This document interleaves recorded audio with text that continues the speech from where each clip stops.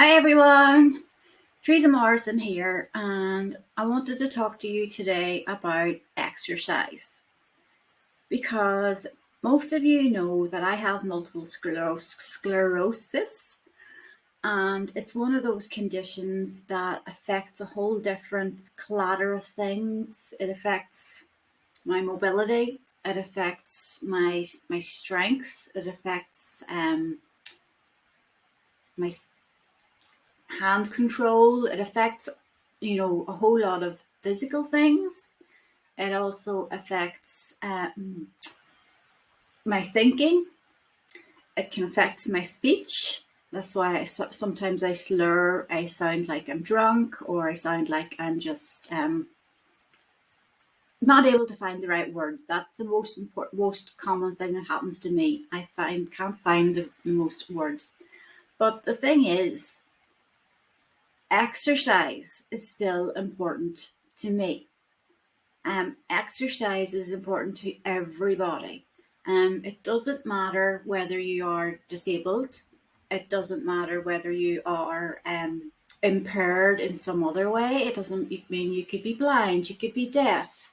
Maybe you have a learning difficulty. Maybe you have a social anxiety difficulty.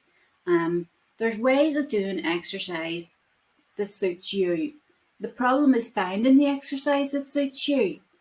But since so many people have become more comfortable online and become more comfortable with Zoom in particular, there's been an explosion in choice of exercise that people can do at home online.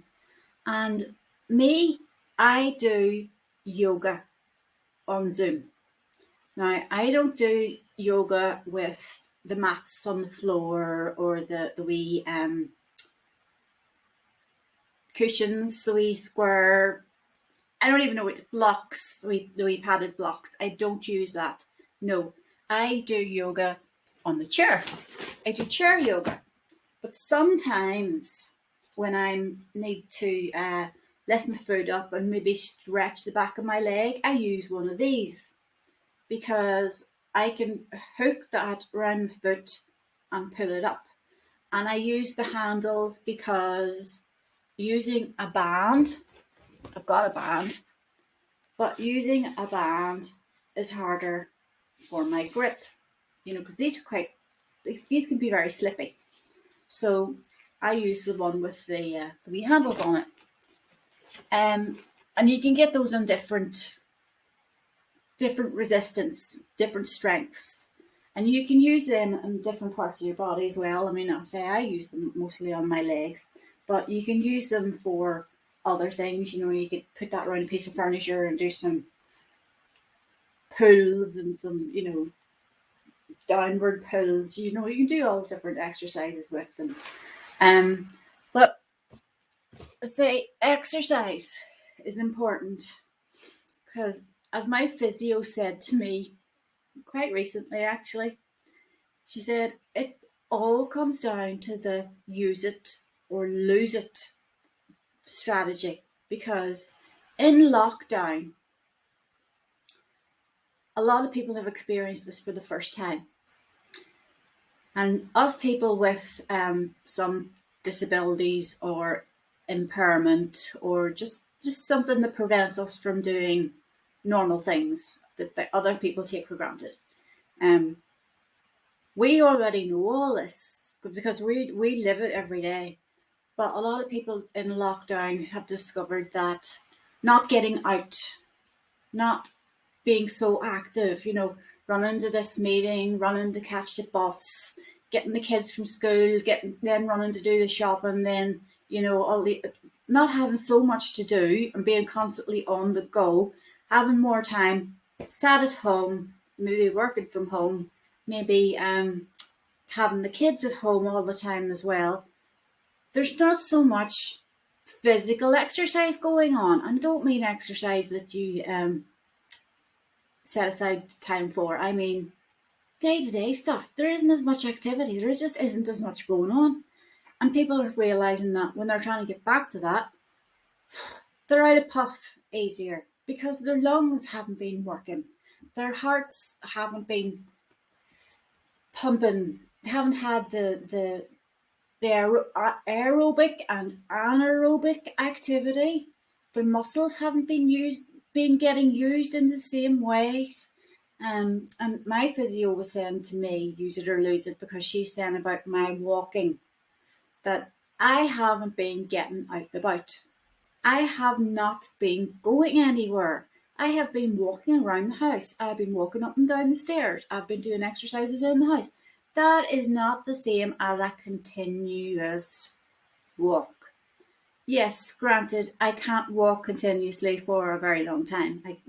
Don't ask me to walk a distance. But I can build it up and have a rest, and then a rest, and then a rest. Do you know what I mean? I can stop and start.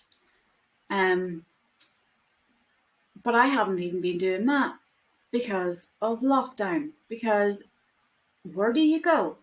Everything's you're buying all your shopping online. You don't even go to the shops anymore. There's no I'll go to the shopping centre and I'll take a wee look around and I'll do a bit of browsing and I'll maybe meet someone for coffee, and before you know it you spent 4 or 5 hours in the shopping centre.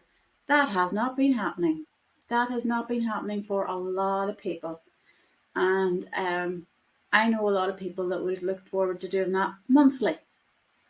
It would have been a regular social activity, and it would have involved a lot of walking, and it would have involved a lot of thinking as well, because when you're looking around and you're comparing the price of this in that shop and different in that shop, you're doing a lot of, thinking as well, and you're making decisions and you're planning for next time, and all those things that we have not been doing during lockdown. So use it or lose it. And whenever it comes to using it, find some way of doing it. Maybe it is just in the house. But the other thing is that um depends on the weather. If the weather's not good, fine, try tomorrow. But if the weather's good, if you get a nice dry day, just go out and just go for a walk, go around the block, go for a short walk, go for a long walk, whatever. Get someone to drive you to a park and go for a walk in the park, or get go somewhere after an appointment. So if you've been to an appointment, go to the park after the appointment. Make a day of it. Extend your choices. And that's what I've been trying to do now, because exercise is important for everyone, and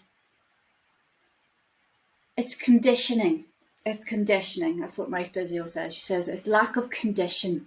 You're out of condition. You're out of practice. You have to get some practice in, whatever way you do it.